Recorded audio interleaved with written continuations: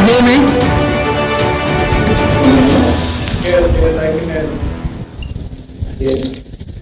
Hi, this is Umashankar.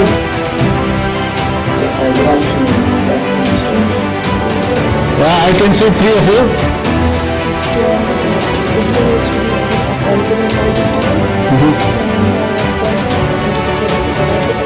Okay. Video needs to be on all the time, and volume needs to be down below 70% so we don't get an echo. Can you just check it?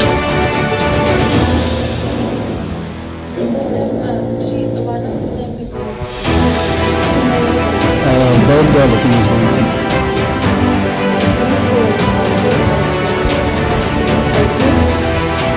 I think we haven't got the question from Mysore.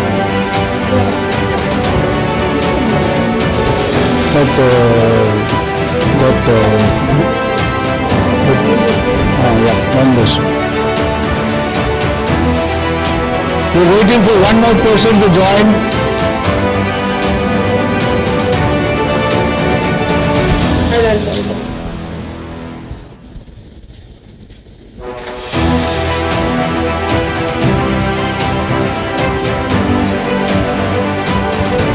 I'll start with Mr. Samiulla. I'll start with Mr. Samiulla, then I will do Mr. Bharath Goyal.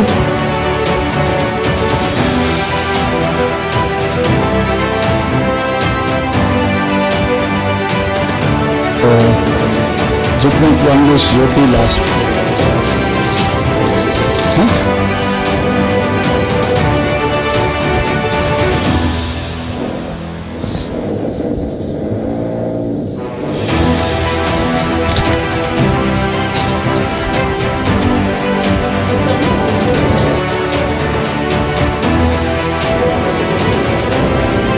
I told them that. I told them about the volume also.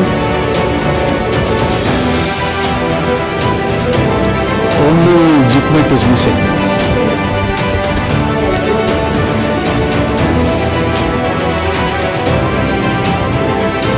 So we bring the stats from the last.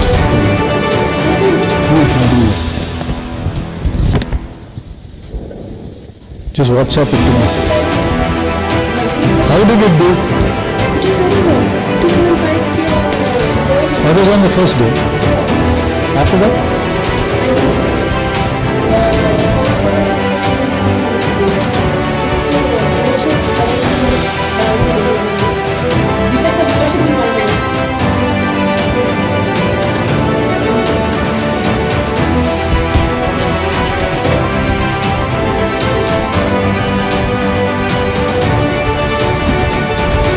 You should let me drink my coffee.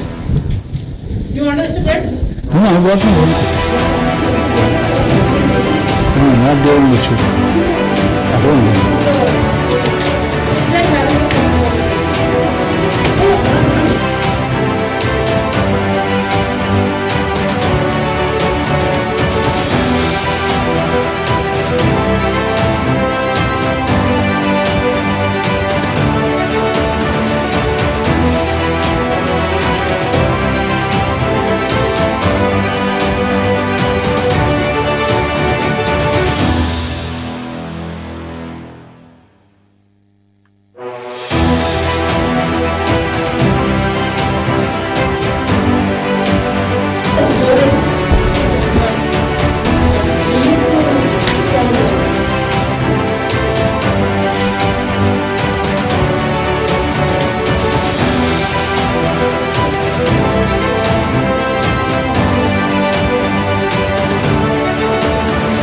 You will tell me when it's 35 minutes.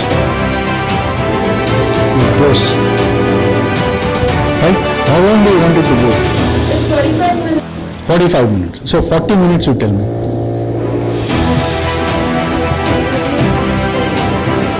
We tried to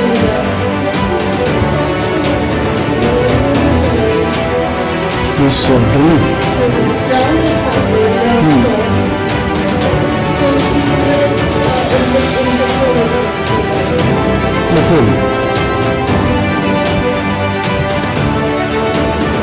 But we can tell them they'll stop for half an hour and 10 minutes.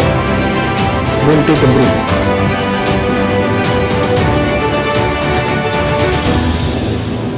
Everybody there?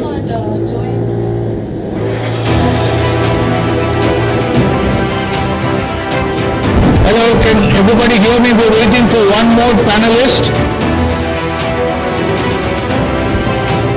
Everybody hear me? Yeah, so we're waiting for Mr. Jikmet Wangdus Jyothi to join. Yes.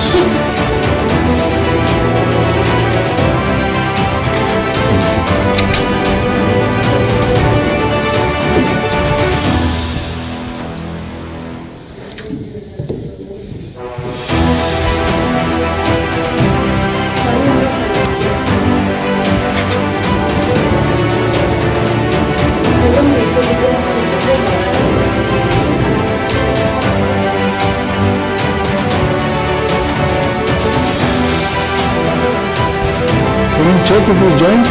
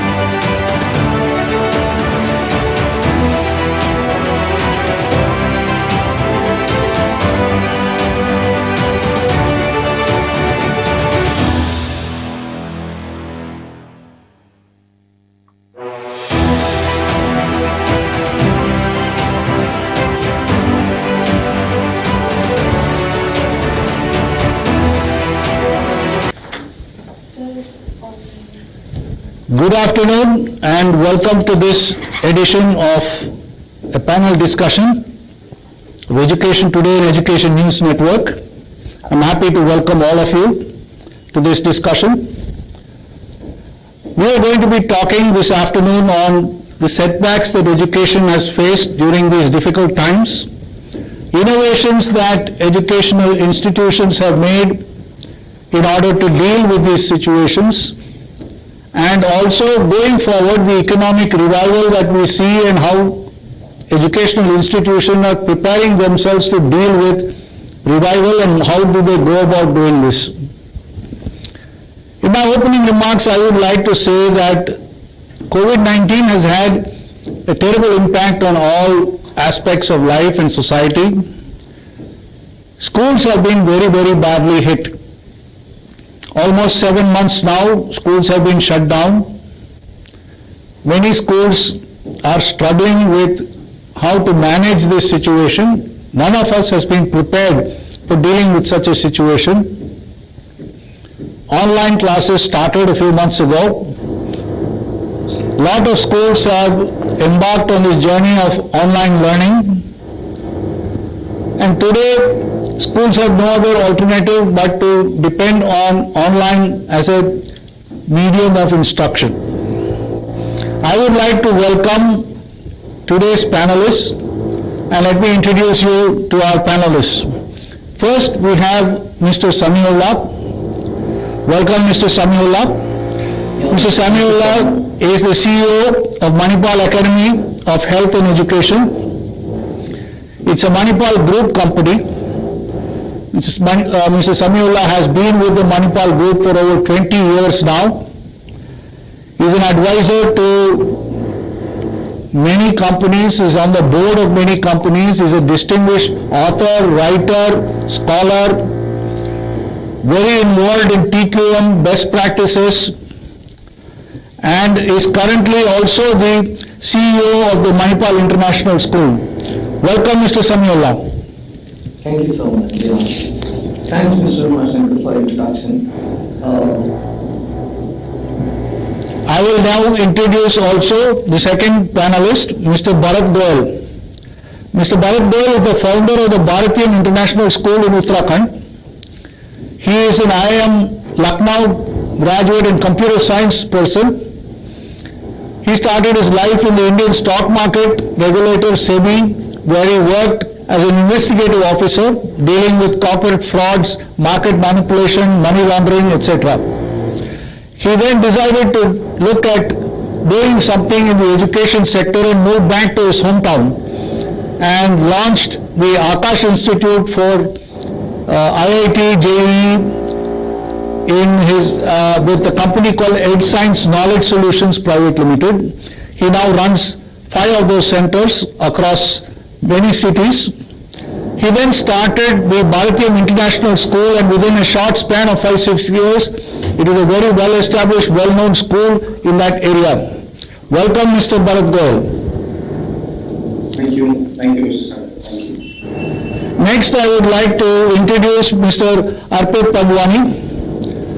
Again, a school leader and a transformative Edupreneurl. He has been associated with the Anandmayee Memorial School in Dehradun. He also has been instrumental in setting up the Atal Tinkering Lab, the STEM Innovation Center. He is very, very closely associated with environment and conservation and community service. Welcome, sir, to this program. Thank you very much, sir. Thank you for your kind introduction. Pleasure being here. So I will start with Mr. Samiulla. Sir, I would like you to start by telling us about your own experiences of how your institution is coping with the current situation. Where it started, what have been the issues, how have you handled things like, teachers, support staff, transportation, all other associated activities, because a new school year would have meant ordering uniforms, textbooks. How has all that happened, or it has not happened, and how are you planning to deal with that? Okay. Thanks, Mr. Umashankar, and good afternoon to you all. It's fantastic to be part of this wonderful panel, and thanks to the entire digital learning team for giving me this opportunity for having me in this first session. So, let me break it up into 3 aspects: education setbacks. The first setback that happened because of this pandemic was the restrictions. Restrictions to come out, restrictions to offer online courses, restrictions to collect fees, and a whole lot of restrictions were there. So, to begin with, the first restriction of how to have the continuity of the learning process. So, like many other schools, we also started online education and assessments. But the biggest impact, if you ask me in general, was the disadvantaged students, from the rural and weaker sections. So they were with very few resources. So we have budget schools, we have premier schools. So we had very big challenges with how to make sure that the discontinuity of learning doesn't happen. So it was very large setback. And the first challenge we had was how to begin with the content. We cannot have the same content for a traditional school, what we have for a traditional school for the online.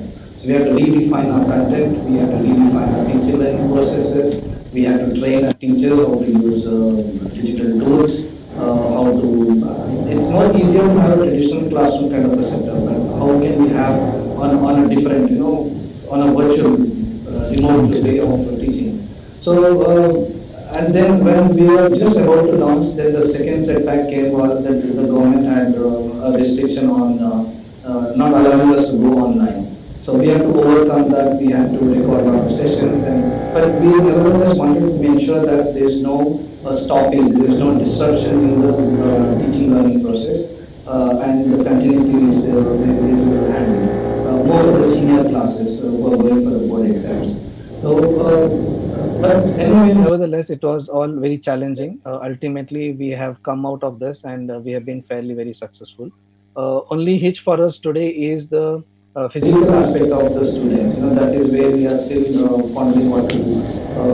Still the students are still stuck at home and they're not able to come out. As per the research, this is given by increase in obesity among the children. This is one area which we are still struggling to find. Coming to the innovation aspect. No. Mr. Samiulla, I'll interrupt you. We will first let us all talk about the setback portion of it, and then we will move to the innovation and then the future.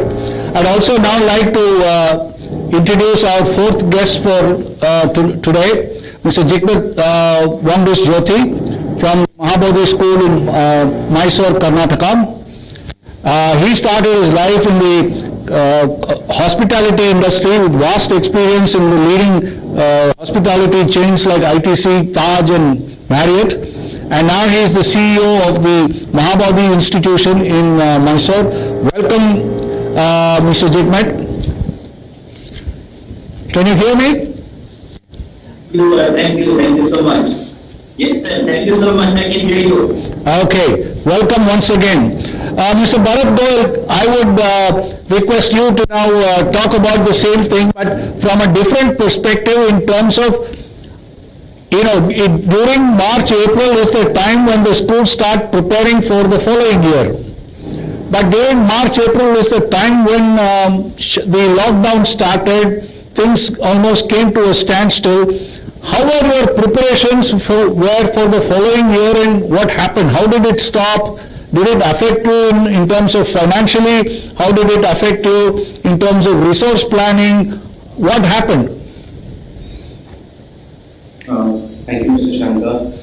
Definitely, March and April, when it came, it was a very stressful time on multiple fronts, and as you already mentioned about resources. So financial resources is one aspect where all the education institutes, and in fact all businesses across the world were facing a lot of crunch, and educational institutes will not leave any but aside because we had multiple challenges. We had, I would say, almost 90% of the expense that a school does are fixed. There are no variable expenses for any school or any education institute. So all said and done, the revenues had stopped. The expenses were still there. So each and every institution, based on their own capacity, started discussing with their team members and trying to get funds through banks and other institutions, whatever best is possible. So that was one challenge. And as the new session was beginning, I would say we were very lucky because on one front, 3 years back, we started our digital journey, wherein a large part of our assessment system had already gone online. We were anyways doing a large number of online assessments. On teaching learning front as well, we had already developed some form of systems wherein we could hold classes and discussion sessions for remedials. Not for formal education, but definitely for remedials that could be done from school, home itself. So this actually was good for us, wherein our teachers had some idea about it, how the systems are running. The students had an idea which were the lacks, and they needed remedial sessions. Because in our part of the country, in winters it gets extremely cold, and then coming to school is going to fog not possible. So at that time we started some form of sessions. So this was a positive sign for us when the difficulty was not of that level. Yes, it was there, but not of that level.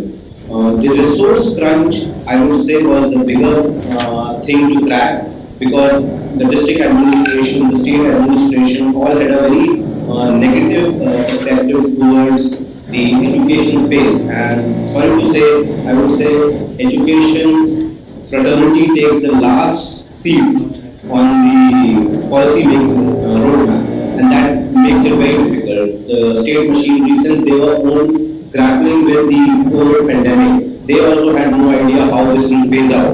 So any discussions and dialogue with them was not possible at that point of time. So we were hanging out on dry, but slowly and gradually all the schools managed.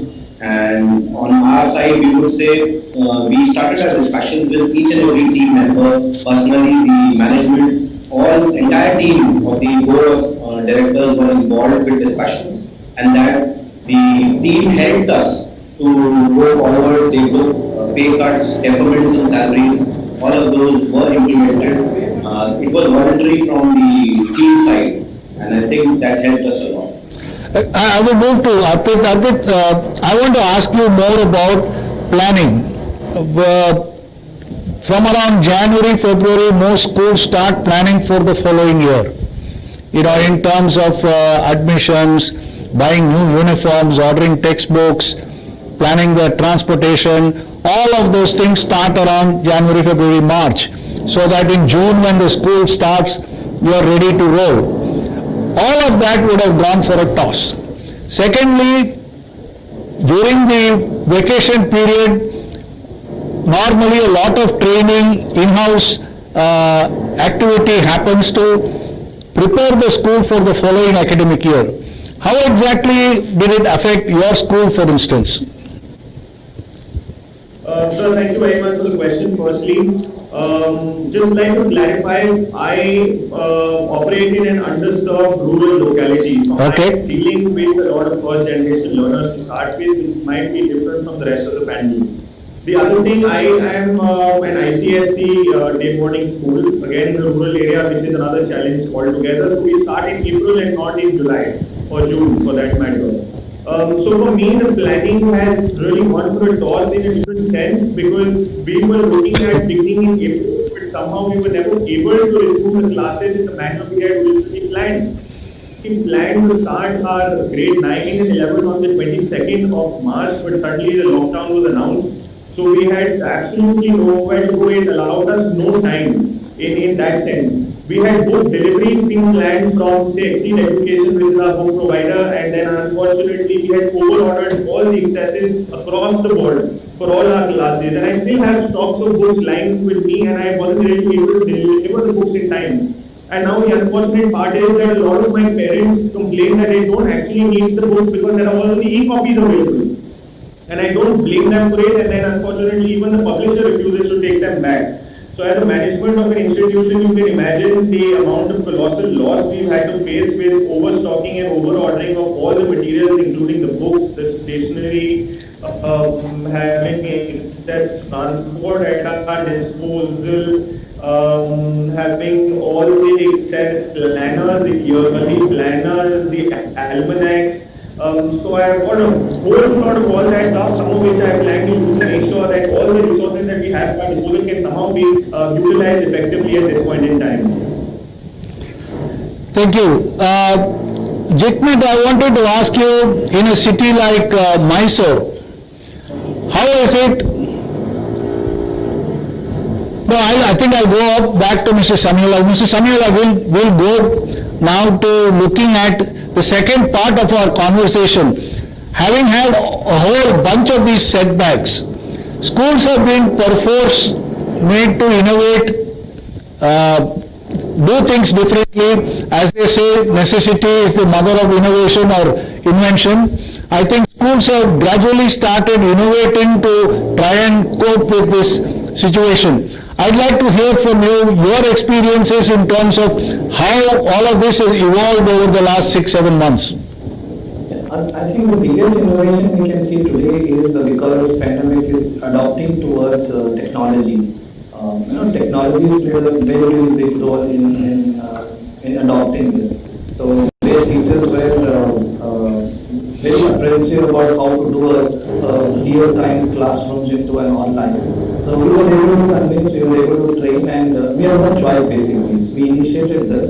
The most innovative part of our technology that we implemented was called adaptive learning. So this was like getting immediate feedbacks, as we are doing immediate feedback with the technology.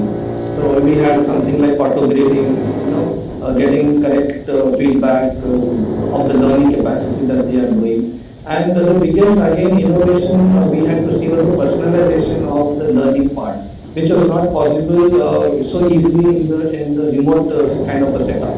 So it was more easier for us to do because basically ours was more of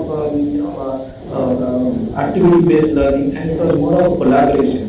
So you had to break up all the time. We had to go around having every child sitting in his home. Actually, the classrooms have shifted from the school to their houses, and every teacher was watched by the parent.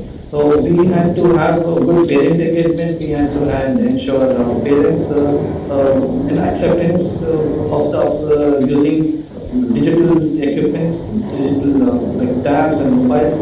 So with this, I think we started, but the biggest aspect of our innovation was the personalization.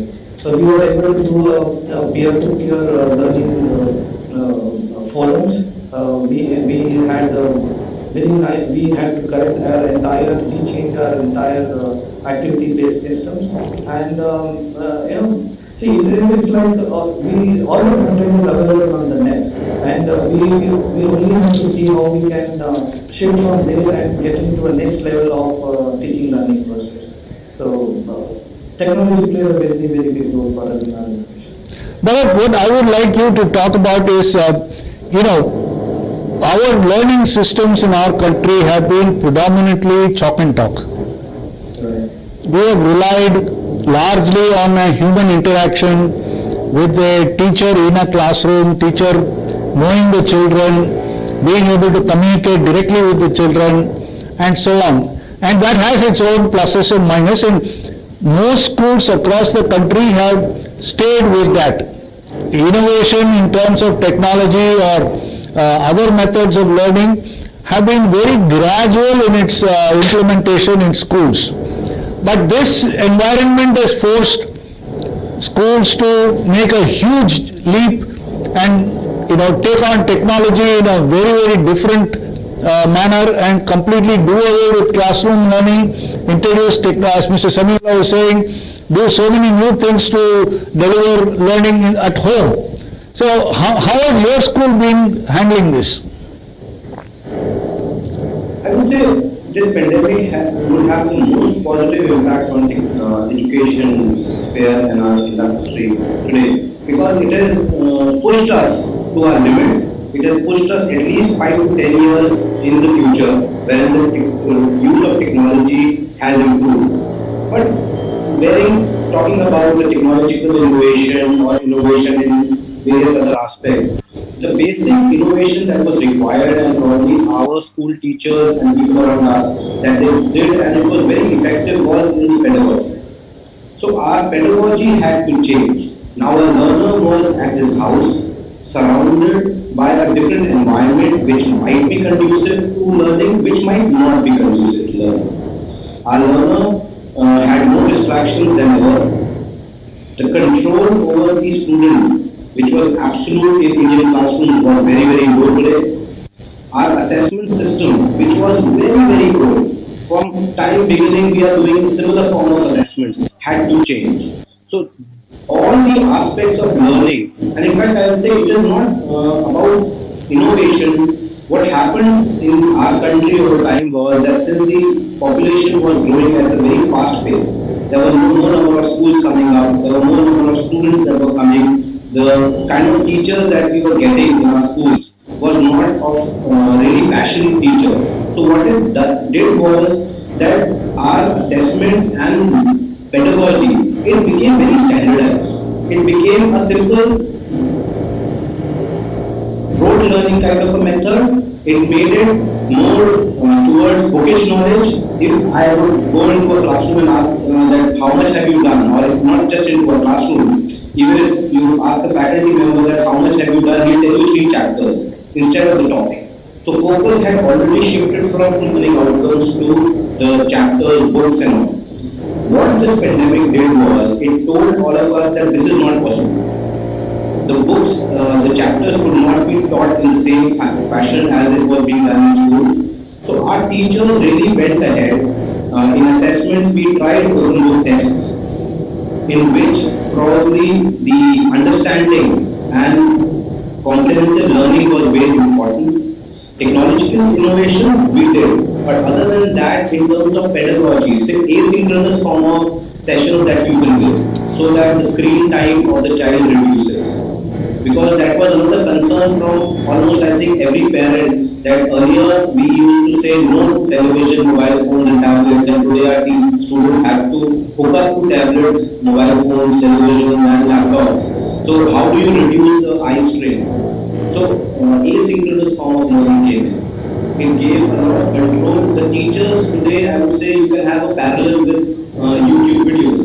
So our teachers now were stars of those videos, and they have to make their sessions so engaging that the child is one looking them, he is engaged, he is interested in looking at those videos.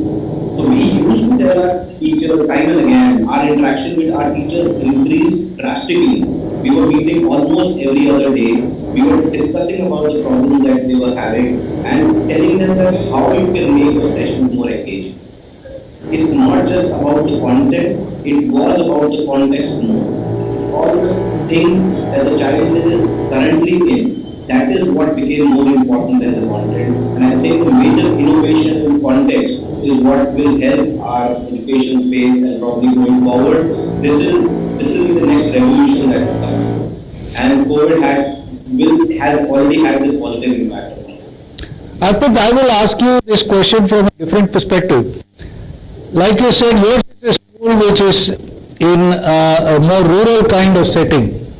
Right. Given that all schools are anyway financially strained, finding it difficult, it requires a lot of resources to do the kind of things that Mr. Samiulla and Bharath have been talking about.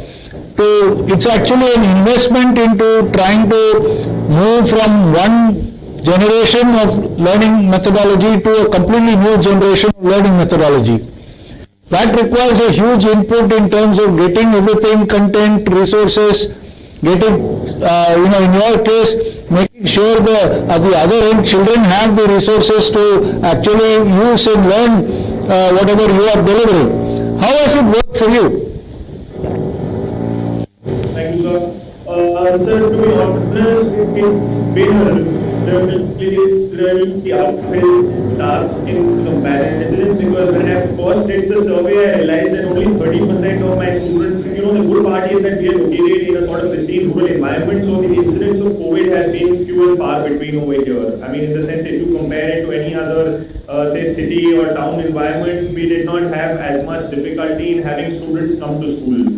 So even while schools were not really officially allowed to open, we had a lot of students who were coming to do their projects in the adult tinkering lab. They were coming and really meeting their tutors, some of whom are all residential staff members at school.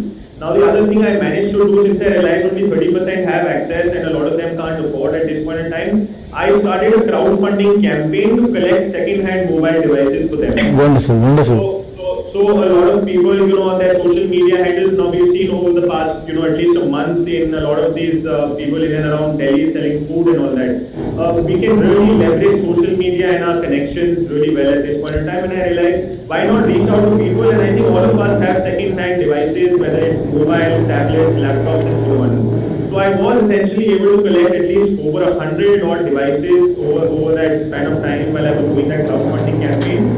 And then it so happened that a lot of these students are all located nearby. They were sharing the devices, and we were quick to get on to the G Suite, so it allowed us to share the recordings of our classes regularly.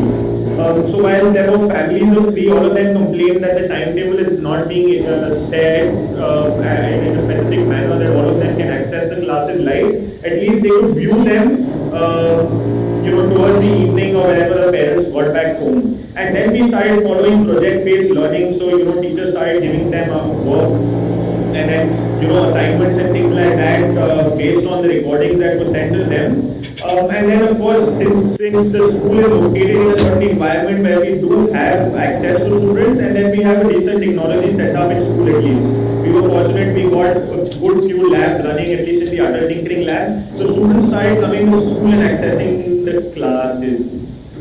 So that is how, essentially we were able to work out through that time frame, and we're actually looking forward to going live on the 2nd of November now. Mr. Samiulla, I was reading somewhere that one of the things that happened during this lockdown period has been that increase in the sale of furniture. Now that intrigued me. When I started looking at it, I found that parents had to buy furniture, people who are working from home were buying furniture to set up home offices, and set up separate place for one child to study, another child to study, and then electronics went up because you needed devices, whether laptops or tablets. That was again another investment that parents needed to make this delivery mechanism work in their homes. And it was also difficult where if you had 2 or more children, to separate them out and give them separate learning spaces at home and somebody to manage them. That has also had its own impact on parents in terms of how do they cope with this. What has been your experience from your parents? Yeah, maybe apart from furniture, the other sector which really did well was e-commerce and healthcare. So I totally agree with you. See, it is the whole. I think like one of my co-parents, it's a revolution. The whole learning process from the classroom, from the 4 walls is again getting into the homes of each child. So it was more of home-based learning which is picked up now, and and that is going to be the future kind of learning where classrooms and it will be blended, online and offline. It will be a mix of this kind of education process that will be across the globe, which will be there. So yes, parents have to do a lot of adjustments. We had to do parent counseling. We had to convince them that online, we did not want to break the learning process. So the first thing we had to convince them is they have to allow the screen time and they have to take care of it. Not that we have, based on the age, we also had our own process of framing timetable, how many hours from smaller younger ones to the younger ones. So and the parent counseling was to get devices, to get Wi-Fi, and sometimes train the parents also how to use. So but the buy-in had to be there, and the parents' involvement was very much necessary at this point of time. So we began with after staff counseling, staff training. We had a separate sessions before even we launched for the parents, and until we ensure that every parent accepts and agrees for this kind of change, this kind of shift or transformation in the teaching learning process. So we could get fairly now overall end of the day today, the outcomes, the parents are very happy.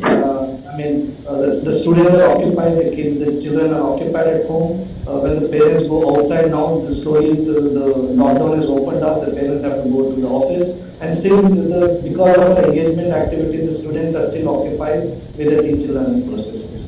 So it's been a very challenging one, but end of the day, yes, parents are very happy with how we implemented the entire shift.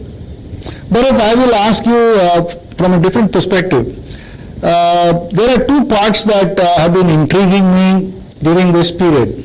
One is that our technology in terms of communication is not uniform or consistent across the country, across service providers. We have a lot of, even with a normal phone call, we have drop call all the time. Now, many of the parents I have spoken to have said connectivity and continuous availability of content is a problem. When a class is going on, they do have drop call, problems with keeping tabs, all of that. And many of the parents have been requesting that the same be also available offline in some form so that the children can look at it. That is one part. The second part that I've been hearing from parents is that this is okay for children, say from middle school, but to get younger children to do this for prolonged periods of time is very, very difficult on the parents. It requires almost the parent having to sit and accompany the child when such kind of sessions are happening. What has been your experience with this? I would like to address both of them one by one. On the first part, wherein the technology problems and difficulties that the parents were facing, there were numerous. I would say how we approached the entire issue was that, in fact, this is my experience, that most of the institutions initially they were battling with the idea of providing the education in the first place, and that is where probably the idea to support the parents came very late. We, on the other hand, from the very first day when we started our online classes and digital education, our entire administrative team was engaged in terms of assisting parents. My IT team was even visiting parents' houses at times. We had taken permission from the district administration when they go to parents' houses, check their internet connection, even we reinstalled Windows and other operating systems at times. So the help and hand-holding that was required with parents was to a very, very extensive level that was there.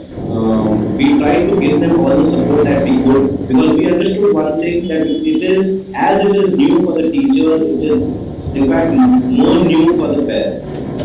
So at that time, setting the entire school up and getting it running was a very challenging task. But the team did a commendable job. They were considerate enough to visit people's houses, check their connections and all. So we did that. Secondly, like Arpit had mentioned, that we were also giving our sessions as recorded. So all the sessions were uploaded on YouTube, and the parents who had technological issues, they could review the sessions online later at their own convenient time, because there were at times that there were 3 children in the house and there are only 2 devices or a single device. So how the other children would view these sessions?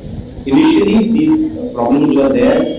And since our school is also located in a place wherein a lot of children come from nearby, so we had also given our computer lab systems to our parents. We had issued these systems to them so that they can use them and then later on give it back when the school opens. So that is also one part we did. This is how probably we battled with the idea. And since parents knew that the school is doing their bit, the institution is trying to give them the best experience possible. So they were, I would not say completely okay with it, but they were considerate towards the fact that the school is trying.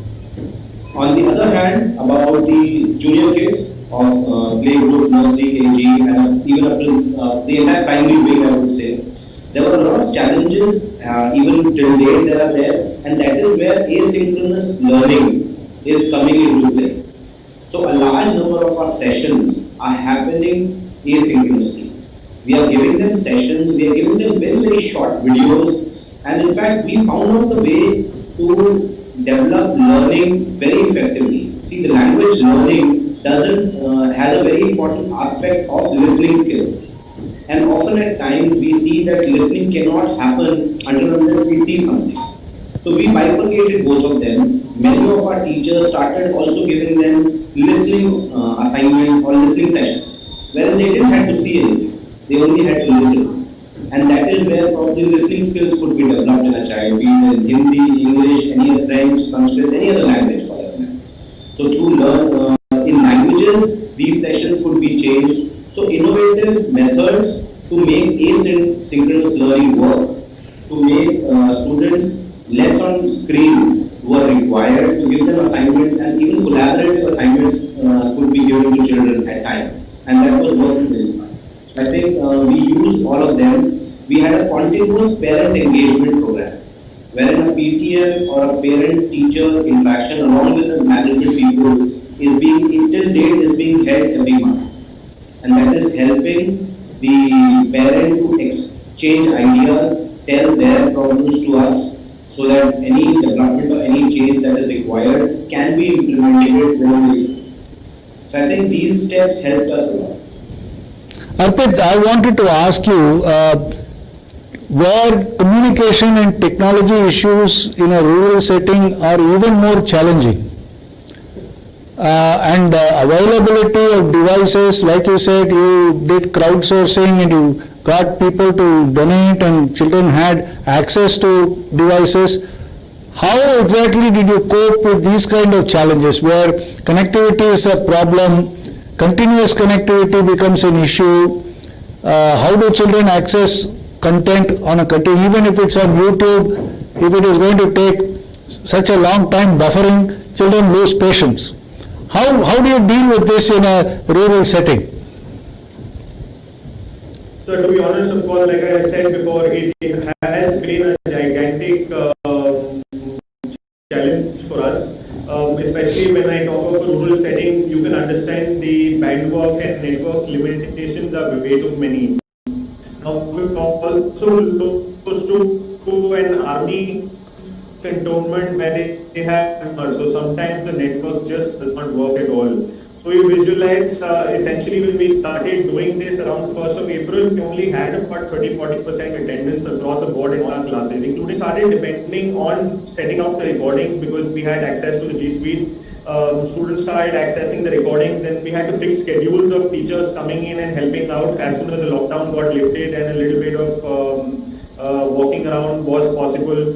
And then we started, and given the fact that we have limited numbers, so that is also one good part about being here, that especially the numbers per section, the section teacher ratio is fairly limited.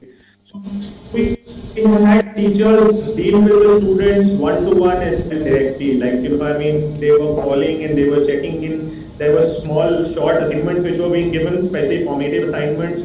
So they could keep tab on the fact that, of course, students are actually logging into their classes and understanding something. And then we also were relying on daily quizzes, which is what really helped us, so that we make sure that kids are actually logging into the classes, running through material, actually understanding some part of it. Like how Mr. Goyal mentioned, we actually this period made us realize it is more about learning than just cramming or just running through contextual matters. So it's important to make sure that the limited students are actually going through the material, understanding something and being able to produce something out of it, which is what has helped us really to hold all our assessments, whether it's the unit test, the half-yearly examinations, and now the upcoming second unit test. We're going to hold them towards November. So that's really helped us out. And like I mentioned, in our case, it's really been fortunate that we were based in such an environment where kids could still come. Most of the schools were battered by the fact that they had no access to the kids, but we were fortunate in that respect. Mrs. Samiulla, I want to discuss another ticklish issue that has been in the press for quite some time. There are many aspects to this problem. There is an aspect from the parent side and an aspect from the school side. And that is regarding how have you been able to manage your finances. Fee collection is a big issue. Parents, in many cases, complain that a school is asking me to pay the full fee, whereas they only conduct 2 or 3 hours of classes. Even that, I am paying this whole fee for my child to experience the school experience, to sit in a class, to socialize with children, activities, sports, all kinds of things. But here my child is reduced to 2 or 3 hours in front of a computer. But the school insists that I should pay the whole fee. How have your school been able to deal with these kind of issues? There are no clear guidelines from anywhere on how fee is to be collected, in what manner, etc. As a school, we are a chain. The only thing I have said that in terms of costing is the transport. The rest of the expenses are remaining the same. The overheads have remained the same. Now, the infrastructure maintenance, the salaries. In fact, the salaries we never deducted even a single rupee for our staff. So we know how what they are undergoing at home. So we had even a couple of our employees or staff whose spouses were dropped, were laid off. So we have to be very considerate towards our staff. So actually, if we calculate expense-wise, then we never had any advantage over that. So yes, we had a difficulty in collecting the fees, but now the parents have realized. Initially, we had to take some support from the management. But we ensured that the salaries are not delayed.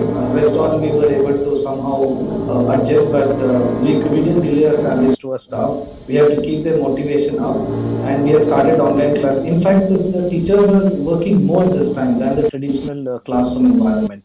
They were working almost all the 7 days, recording and training themselves, building content, building lesson plans. So struggle was there in terms of finances, but right now we have overcome that. Parents have realized, and we were able to convince them, what expenses we are handling and what we are undergoing. So initially we had, but I think now we have overcome that problem. Bharath, I would also like to ask you the question from a different perspective, in the sense that, like Arpit said, schools had ordered books and uniforms. Some schools have to pay their EMIs on transport, various other such expenses that they require to be dealt with and paid. Vendors have to be paid, staff have to be paid. This is not an easy situation for the school, and if parents do not pay you on time, this becomes a very severe situation for the school. Financial distress in the school business has been so severe that, as I understand, over 1,000 schools are now up for sale. And this was a news article that came in some of the economic magazines and newspapers in the country. That is a very sad situation if schools have been forced to shut down. What has been your experience on this?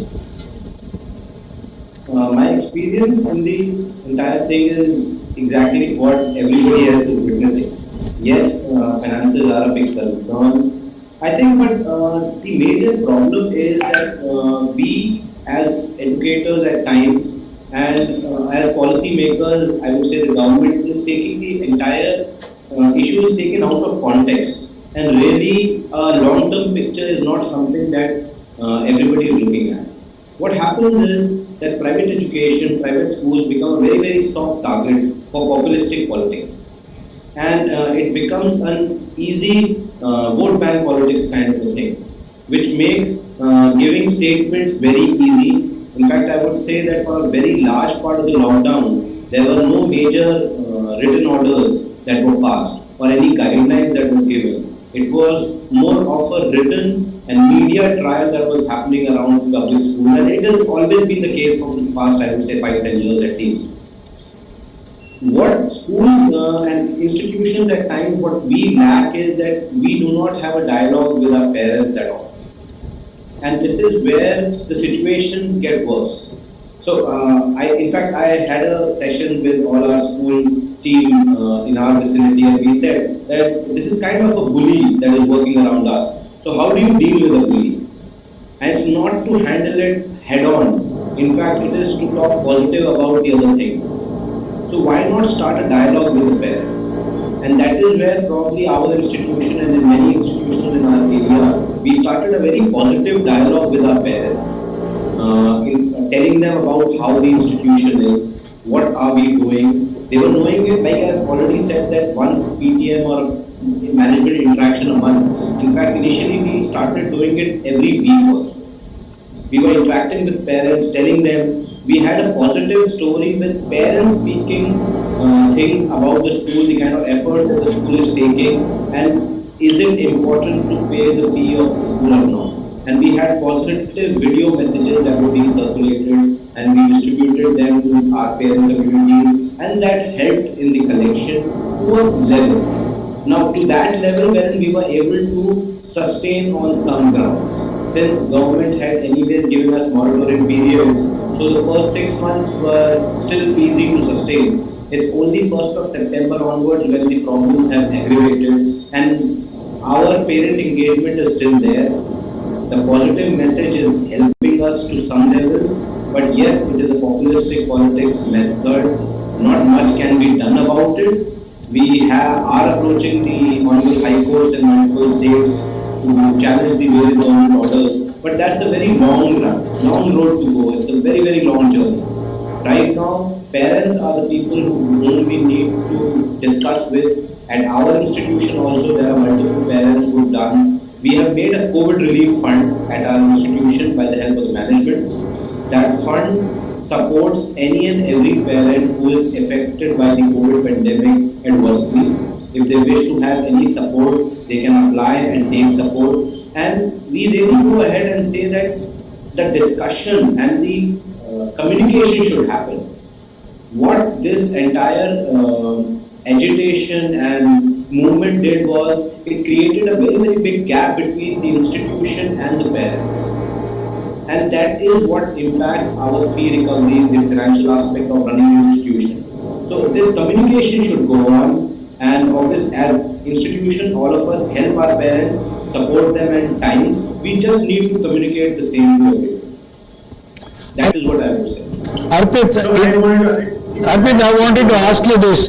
In a rural setting, job losses, ability to pay, continuing to pay school fees when the child is not going to school, all of this also affects to a larger extent in a rural environment, and that again puts a lot of pressure on schools' finances and ability to move forward. How has that impacted you? So I actually wanted to come in myself and add to that point. So I attended a lot of webinars from top school leaders and established people advising us to build on the engagement and be transparent. So I actually got down to being as transparent as I could. So I made a sheet of fee collection on a daily basis myself, and I started doing these sessions with parents and actually showing them who's paid and who is not. Because like we know, everybody tends to rely on the fact that the others will pay. कि किसी तरह काम चल जाएगा, the others will deposit the fee and I will get away with the fact. So when I put across an Excel sheet and I share my screen and to show that these are the actual number of parents who paid in the first month, which is barely about 20%, how do you expect anybody to be recovering that amount from anywhere? And then I started showing them the actual expense that we have. I mean, especially the salaried expense that we have. I mean, like all of us have on a majority basis, which is like a fixed expense. So I was able to be as transparent as I could, showing them exactly what we made, the revenue, and exactly what we expended at that point of time, so as to build that trust, faith, and confidence in people that I generate enough to be able to sustain in that period of time. Now what happens through this strategy, like Mr. Goyal was talking about, there are obvious vested interests and political misfits in our system. I was actually called by a lot of politicians, top politicians in Uttarakand, who I'm obviously not going to name, and requested to waive away the fee. That was really a sort of mind-boggling scenario for me, that we are doing work, full-time teachers are working harder than they did ever before. They are upscaling themselves, they are doing everything in the interest of the students, and there are these vested political interests who are calling me and building pressure, and it just wasn't a normal call. And it wasn't a one-off call where I was told to waive off the fee. There was a systematic pressure being built upon me and the school management to waive off the fee for an entire quarter, which did not make sense. And then I had to go back to the drawing board, meet with parents, explain to them that if such pressure unfortunately continues, then we will not have a congenial atmosphere to do work in the interest of the child. And which is why then I garnered some support from some supportive parents, especially my parent-teacher association, which made the other negative elements understand that the school is working hard, especially for the children. Let us not bother them, let us pay enough fees so that they are able to sustain, the teachers are retained, and of course we are able to onboard certain platforms, especially certain edtech platforms, which are really good for the children at this point of time, especially with the testing and the Zoom premium accounts and so on. So yes, I think transparency has really worked out. The other point which has worked out is the crowdfunding, like I mentioned. So the crowdfunding or crowdsourcing didn't just remain limited to the devices. There were a lot of people who came forward to support needy students in our community, which is something I'm really, really thankful for, and which is what has really helped us sustain. Mr. Samiulla, moving forward to the last part of our conversation, which is in what happens going forward. Like all of you have been saying, government measures have predominantly dealt with the government side of school education. But almost 50% of our school education is in the private sector. And that is something that governments have pussyfooted around without having very clearly defining what should be done, how it should be done. With the result, we find that different schools in different cities, different environments, doing their own thing. which overall is not going to be a good thing, because you cannot have a system where children are being given different kinds of education at different levels in different places. I would like to ask you, how do you think the situation is going to pan out in terms of, preparing children for exams, in terms of getting children back into school? If they are going to say, for instance, cinema halls every alternate seat, or you have to maintain social distancing in the classroom, you have to have certain protective gear in the classroom, will teachers be allowed to have such protective gear, contactless teaching? What do you foresee as the next few months going forward, and how do you see this happening in the following year? See, we have to live by this pandemic for another 5-6 months till the vaccine comes. And we have a couple of places where the parents are not interested in sending their kids to school until the vaccine comes. But we have certain other places where parents are actually, they want to send the children if we have a good safety measures put in place in the school. So, see, the way forward is a blended learning. We have from purely online, it will go to a blended one. Integrated one, and we'll have to start working on a relook at the costings. And I don't think this economy revival, the third aspect of yours, is going to go very great. Projections are at 2.5% this financial year. So the government is again under pressure. Not much is going to happen. So weaker ones will get more weak.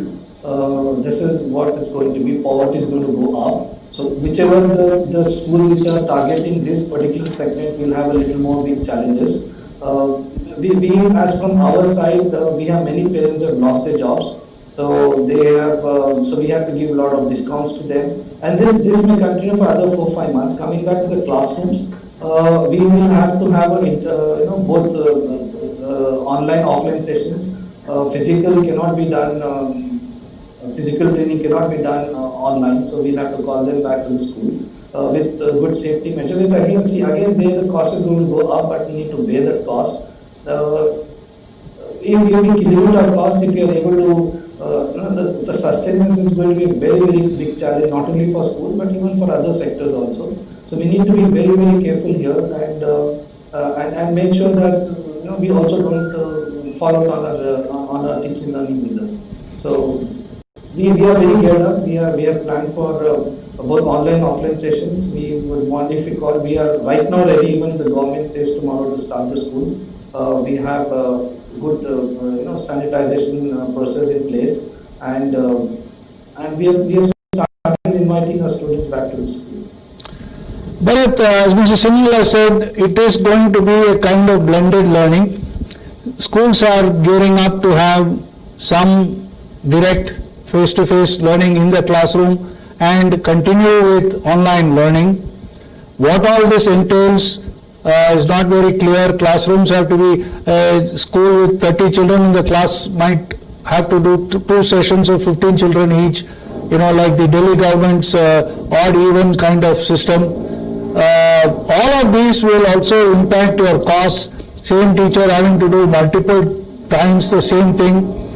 So would it necessarily mean that in the following year, if this were to continue for a longer period, schools have to relook their own costing and their fee structure and how they operate?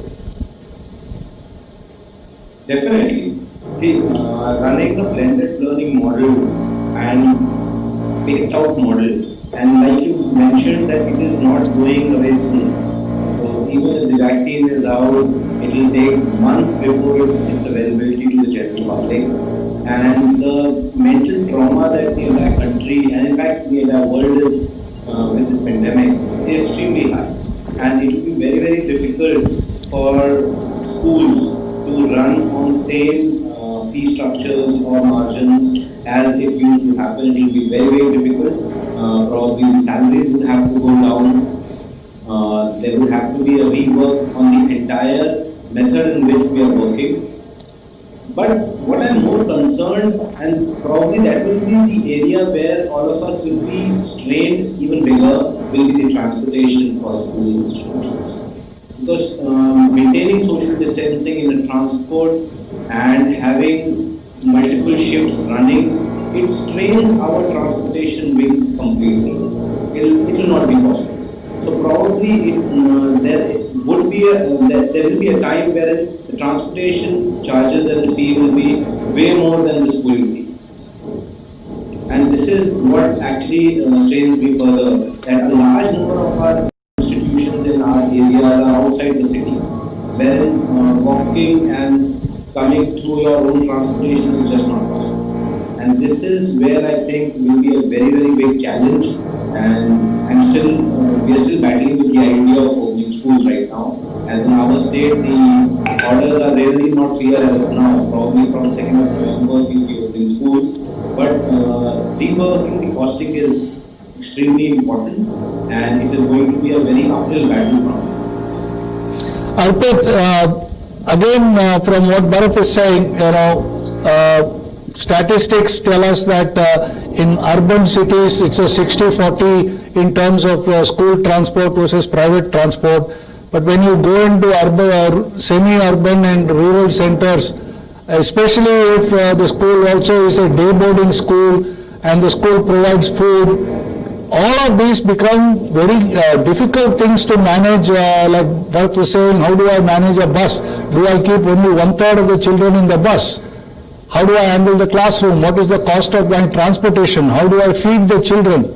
The economics of feeding children in small groups, the cost goes up. But getting parents to understand that also is a difficult problem. And if all of the schools have to rework their finances, how does it affect new entrants into the school, admissions, what do new parents pay? Is it becoming difficult to get new parents to come in? What do you think is going to be the way forward? So most certainly, of course, it's difficult to have more people, of course, onboarded at this point in time for the next session. But how I've been working is trying to convince them that education is here to stay. So, we cannot compromise on a child's proper educational aspirations and journey. And at this point in time, like I understood, this is a year to somehow retain your students and onboard as many students as possible. Just as the NEP also looks at it to, up the enrollment ratio, it's the same way I have looked at it, that, forget about making money, forget about having any kind of surplus whatsoever. It's just about making sure that you hold all your students, and give them enough time and leverage to put in their bills. So I'm not worried about the fact that some of them have not paid ever since April, but because I'm kind of sure that money will come at some point in time. We don't have those cases that people will just educate their children and just run away from the base by itself. Because also the good part about being in such an area is that you know where they are. We all do an ethical job here, say, and sometimes I believe that you have to rely on the good sense and diligence of your parent community. That trust needs to be there, that at some point in time that money will come. Only thing, one needs to be patient. I think patience is a very, very important virtue at this given point of time. So onboarding children, new admissions has of course been difficult. We've offered tons of discounts. We've offered a facility of payable when able, if you have the money paid now or otherwise paid whenever they're able. Of course, we've been transparent, so the parents too have been transparent with their letters and furnishing their details to make us understand why they are not being able to pay. So it's not just a situation where you can just receive a phone call from school and say that, I can't pay the fee. You have to justify it based on certain grounds. And those grounds, of course, have to be understood clearly by the principal, that authority lies with him or her. And in that sense, managing finance, futuristically, of course, it's been a challenge. But, if you're good with numbers, you know how much you need for a month to survive for now. For transport, I think I'm really lucky because a lot of my kids, contrary to what you said, 60% come on foot. So I'm not so worried about that aspect, because I know a lot of them will prefer walking down to save that cost in any case. And then for the rest 40%, I think we'll run the school in shifts. I think we'll have to put in a bit of the transport costs ourselves, run the school in shift. Mr. Goyal mentioned there's a little bit of ambiguity, but I'm kind of sure for the board classes we can reopen on the 2nd of November. Okay, it's been a very, very interesting time talking to all three of you. thank you very, very much. I think we could go on because there is so much to talk about. Wonderful to have spent so much time talking with all of you, and thank you for spending your time and being part of this, and I hope our viewers benefited, and I learned a lot. I understood the difficulties of managing schools in these trying situations. Thank you, gentlemen. Thank you once again to Education Today and the Education News Network for this wonderful program. Be safe, take care, and all the very best. Thank you all. Thank you very much. Pleasure being here. Thank you to all of you. Take care and be safe. Thank you all.